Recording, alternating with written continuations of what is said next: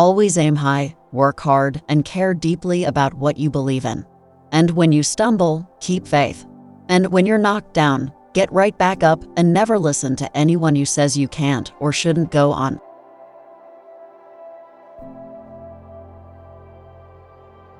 Do all the good you can, for all the people you can, in all the ways you can, as long as you can.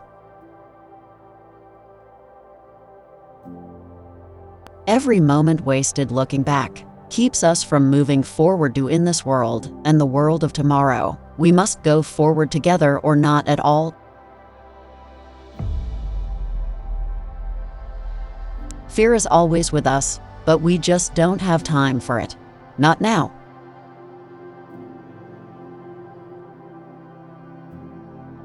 I have always believed that women are not victims.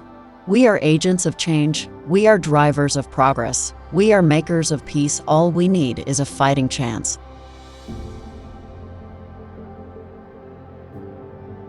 I suppose I could have stayed home and baked cookies and had teas, but what I decided to do was to fulfill my profession, which I entered before my husband was in public life.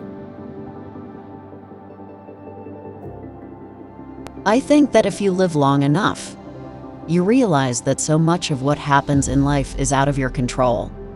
But how you respond to it is in your control. That's what I'd like to remember.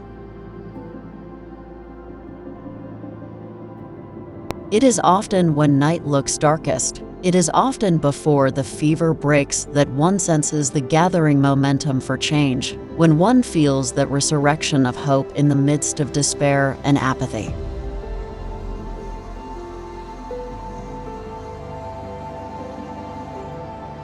People can judge me for what I've done. And I think when somebody's out in the public eye, that's what they do.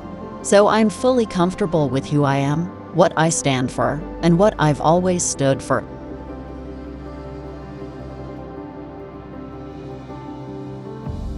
The worst thing that can happen in a democracy, as well as in an individual's life, is to become cynical about the future and lose hope. That is the end, and we cannot let that happen.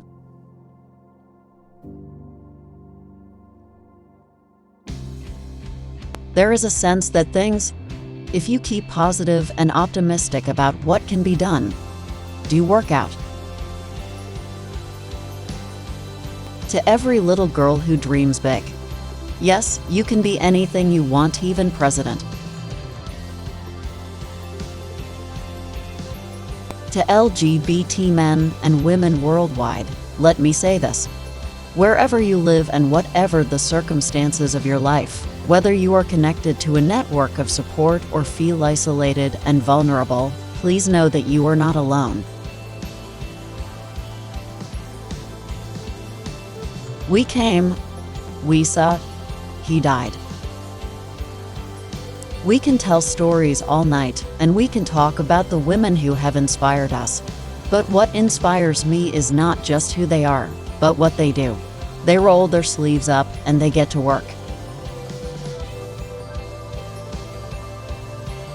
We need to be as fearless as the women whose stories you have applauded, as committed as the dissidents and the activists you have heard from, as audacious as those who start movements for peace when all seems lost. We need to understand that there is no formula for how women should lead their lives. That is why we must respect the choices that each woman makes for herself and her family. Every woman deserves the chance to realize her God-given potential. Whether I am meant to or not, I challenge assumptions about women. I do make some people uncomfortable, which I'm well aware of. But that's just part of coming to grips with what I believe is still one of the most important pieces of unfinished business in human history. Empowering women to be able to stand up for themselves. You have just one life to live. It is yours. Own it, claim it, live it, do the best you can with it. You have to be true to yourself.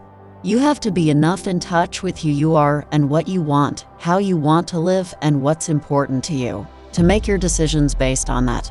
Sometimes that's very difficult.